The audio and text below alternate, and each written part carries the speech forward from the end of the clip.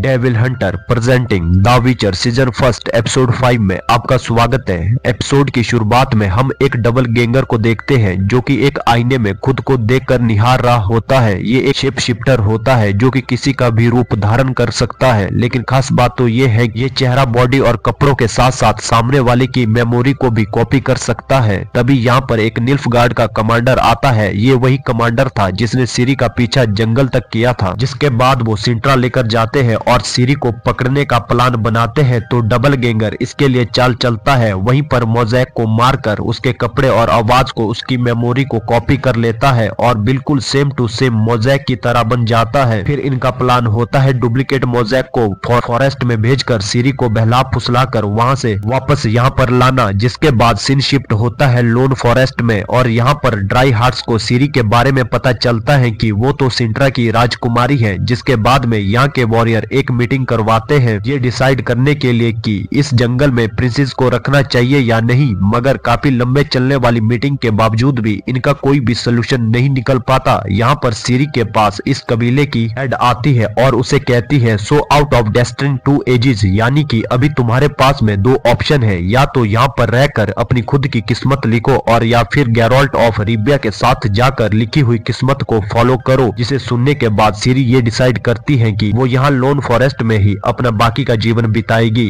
लेकिन तभी वहाँ पर मोज़ैक आ जाता है जिसे देखकर बाकी के सारे वॉरियर चौकन्ने हो जाते हैं। लेकिन मोज़ैक उसे कहता है कि मुझे मत मारो, मैं सिरी को जानता हूँ, चाहे तो उसे पूछ सकते हो। रिप्लाई में सिरी भी कहती है कि हाँ ये हमारे घराने के जादूगर है। ड्राई हार्ट्स कहती है कि आखिर तुम यहाँ पर क्यों आए हो, जहाँ पर वो सिरी को वापस ले जाने की मांग करता है और साथ ही उन्हें सिरी की डेस्टिनी के बारे में और लॉ ऑफ सरप्राइज के बारे में भी बताता है। और जब सिरी को पता चलता है कि गैरोल्ट ऑफ रिविया ने लॉ ऑफ सरप्राइज मेरे पिता से मांगा था, इसीलिए अब वो मोज़ैक के साथ चलने के लिए तैयार हो जाती है। और वहीं पर पीछे से डारा भी कहता है कि वो भी सिरी के साथ चलने के लिए तैयार है। यहाँ पर सीन शिफ्ट होता है येनिफर पर, जो कि अपने राजघराने को छोड़कर पास के ही गांव में जाकर पैसों के बदले आम लोगों की सेवा कर रही होती है। हालांकि कुछ लोगों को ये बात काफी पसंद आती है, मगर वहाँ का मेयर इस बात से खफा हो जाता है, क्योंकि वैसे तो गांव के लोगों को जब कोई प्रॉब्लम या फिर पैसों की जरूरत होती थी तो वो सीधा मेयर के पास जाते थे। मगर अब ऐसा हो नहीं पा रहा था, क्योंकि उनकी सारी प्रॉब्लम को तो जादू की मदद से येनिफर सॉर्ट आउट कर रही थी। दरअसल मेयर फिर येनिफर के पास आता है और येनिफर को पकड़कर अपने घर ले जाता है। दरअसल ऐसा करने के पीछे मेयर को ऊपर से ऑर्डर आए होते हैं कि येनिफर को तुम जितना जल्दी हो सके शहर से बाहर निकाल दो। जहाँ पर शाम को हम देखते हैं कि येनिफर तैयार हो रही होती है कि लेकिन तभी पीछे से टीसिया आ जाती है और उसे पूछती है कि आखिर तुम ये क्या कर रही हो।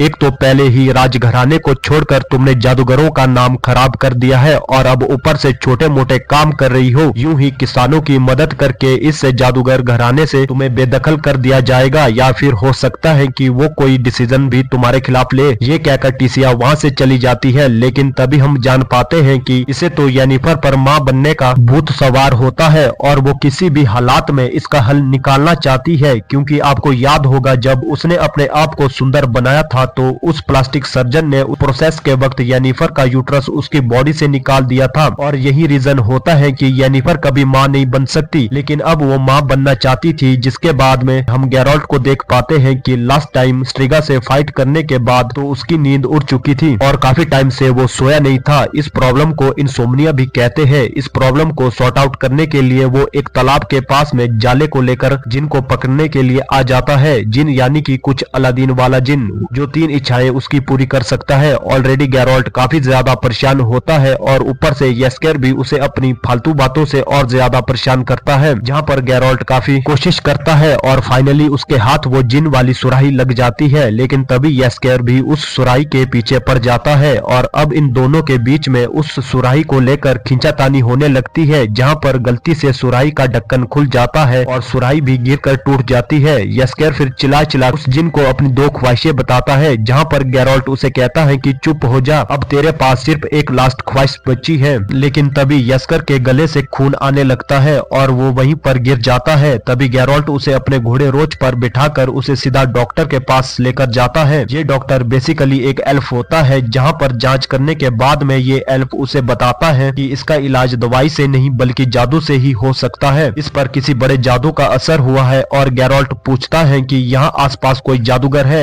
एल्फ बताता है कि कुछ दिन पहले मेयर के घर पर जादूगर था, हो सकता है कि वो वहीं पर हो। जिसके बाद तो गैरोल्ट यस्कर को वापस अपने घोड़े रोच पर बिठाकर सीधा मेयर के घर आ जाता है और वो अंदर जाने की कोशिश करता है, लेकिन बाहर खड़े सिपाही उसे रोक लेते हैं। गुस्से में गैरोल्ट उस सिपाही को घायल करके अंदर की ओर चला जाता है, जहाँ पर गैरोल्ट की मुलाकात उस जादूगर से होती है जो कि और कोई नहीं बल्कि येनिफर होती है और यहीं से इन दोनों की टाइमलाइन मैच हो जाती है। और गैरोल्ट उसे बताता है कि यस्कर एक इंसान है जो कि मेरा दोस्त है, मगर इसका गला किसी जादू की वजह से बंद हो गया। रिप्लाई में येनिफर कहती है कि हाँ, मैं तुम्हारी मदद कर सकती हूँ, मगर इसमें थोड़ा समय लगेगा। तुम दोनों को इस रात यहीं पर रुकना पड़ेगा। येनिफर पूछती है कि आखिर इसने कुछ खाया था या फिर क्या हुआ था, तो गैरोल्ट उसे बताता है कि आज सुबह मुझे एक सुराही मिली थी जिसके अंदर एक जिन था और उससे मैंने 3 विश मांग सकता था, मगर यस्कर ने अपनी विश उससे मांगी। हालांकि 2 तो वो मांग चुका था और लास्ट मांगने ही वाला था, लेकिन तभी उसके गले से खून आने लगा। इन बातों को सुनकर येनिफर समझ जाती है कि जिन जो कि सभी की विश को पूरा कर सकता है। अगर मैं जिन को अपने अंदर संभाल लूं तो मैं इतनी ज्यादा ताकतवर बन जाऊंगी कि मैं खुद ब खुद ही एक बेबी को जन्म दे पाऊंगी। काफी देर बीत जाने के बाद में जब गैरोल्ट उसके रूम में आकर चेक करता है तो उसे पता चलता है कि यहाँ पर येनिफर का प्लान कुछ और ही है। वो यस्कर को ठीक तो नहीं कर रही बल्कि उल्टा उसके जिन को अपने अंदर समाने की कोशिश कर रही है ताकि वो और ज्यादा पावरफुल बन सके। लेकिन जिन को कैद करने से पहले जिन को उसके पुराने मालिक 3 विश को पूरा करना पड़ेगा। और जैसा कि गैरोल्ट ने बताया था कि उसने 2 मांग ली थी और लास्ट नहीं मांगी थी, इसीलिए येनिफर ये कोशिश करती है कि यस्कर अपनी तीसरी विश मांग ले, जिसके बाद में वो जिन फ्री हो जाएगा और उसकी बॉडी में समा जाएगा। लेकिन गैरोल्ट ऐसा होने देने वाला कहाँ था, इसलिए वो गैरोल्ट पर अपना जादू चलाती है, जिसकी वजह से गैरोल्ट अपने होश में नहीं रह पाता और तभी वहाँ के सिपाही उसे पकड़कर जेल में बंद कर देते हैं।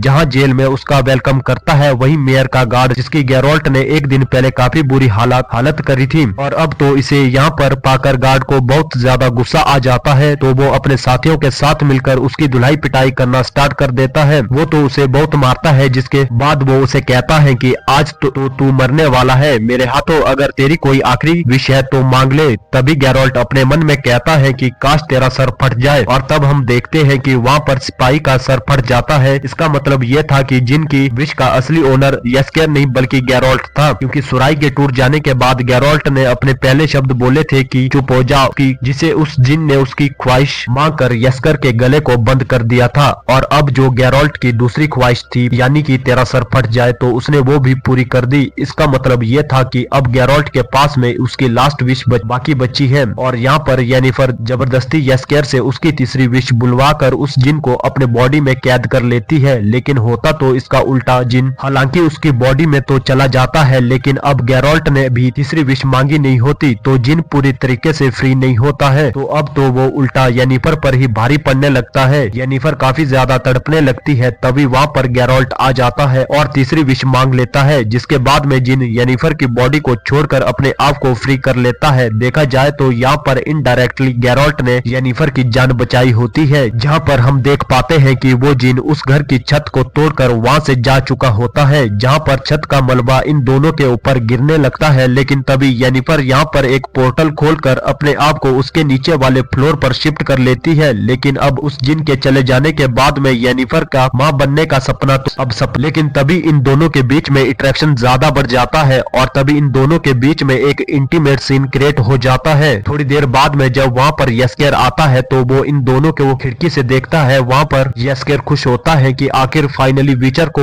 को कोई तो मिला। यहाँ पर येनिफर गैरोल्ट से पूछती है कि आखिर तुम्हारी लास्ट विश क्या थी, लेकिन गैरोल्ट उसे इग्नोर करके वहीं पर सो जाता है। और इसी सस्पेंस के साथ ये शानदार एपिसोड यहीं पर खत्म होता है। सो गाइज, आपको ये वीडियो कैसा लगा प्लीज मुझे लाइक और कमेंट करके जरूर बताएगा और पहली बार इस चैनल पर आए हैं तो सब्सक्राइब भी जरूर कीजिएगा।